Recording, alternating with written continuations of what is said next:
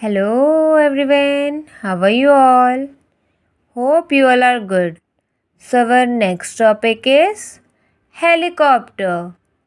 Helicopter, also called a chopper. It flies in air.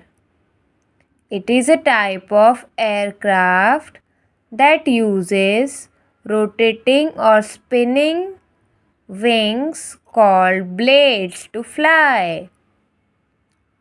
It lifts in the air because of its rotators. Helicopter has wings on its top. It has the ability to fly backward, forward, and laterally.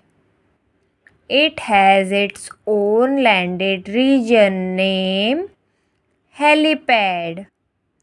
Helicopter doesn't have wheels. It can stop and stay in the air. It is always helpful for us.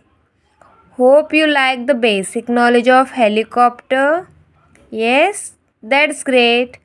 If you like this video, please like, subscribe and share with your friends and family. Thank you.